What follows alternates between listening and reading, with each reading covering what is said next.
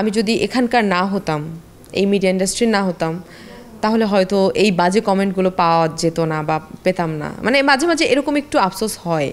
মানুষের তো স্বপ্ন থাকে যে সবাই আমাকে চিনবে, সবাই আমার সাথে ছবি তুলতে আসবে, আমার অটোগ্রাফ নিবে। আগে তো অটোগ্রাফের সময় ছিল, আমরা তো পছন্দের কাউকে দেখলে অটোগ্রাফ নিতাম, এখন তো সেটা নেই। এখন ভিডিও করে অথবা পিকচার তোলে। সো এটা আমার ভীষণ ভালো লাগে এবং এটাও ভাল লাগে যে অন্যান্য দর্শকের যে প্রতিক্রিয়াটা, আমার সঙ্গে সবাই ছবি তুলতে আসছে, আমার সঙ্গে সবাই ছবি তুলতে এসেছে। সো সেটা যখন চারপাশের অন্য মানুষরাও দেখে, আমার সেটাও দেখতে ভীষণ ভালো লাগে যে আমাকে সবাই দেখছে। সোশ্যাল মিডিয়ায় কতটা সময় কাটানো হয় বা নষ্ট করা হয় বা কাজে লাগানো হয়? ওদের স্বপ্ন পূরণে পাশে থাকতে পেরে আমরা গর্বিত। সোশ্যাল মিডিয়াতেও আমি সময়টা কাজেই লাগাই। সেটা কত? এই যে কাজের ফাঁকে ফাঁকে ছোট ছোট ভিডিও করি, কিছু কখনো কখনো আমাদের প্রমোশনের জন্য বেশ কস্টিউমও আসে, তো সেগুলোর ভিডিও ছবি করতে থাকি,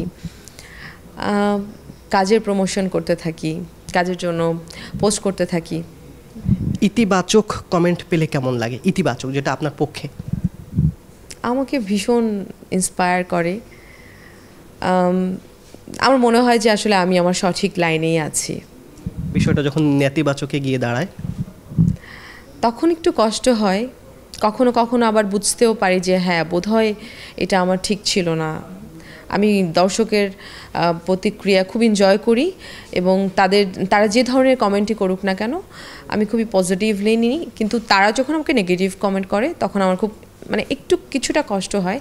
এই জন্য কষ্ট হয় যে আমার মনে হয় আমি যদি এখানকার না হতাম, এই মিডিয়া ইন্ডাস্ট্রির না হতাম, তাহলে হয়তো এই বাজে কমেন্টগুলো পাওয়া যেত না বা পেতাম না। মানে মাঝে মাঝে এরকম একটু আফসোস হয় যে মানুষ আমাদেরকে কেন এত, একমাত্র মিডিয়াতে যারা কাজ করে তাদেরকেই সবাই কিন্তু খুবই আক্রমণাত্মক কমেন্ট করতে থাকে বা করে। সো এটা করা উচিত না।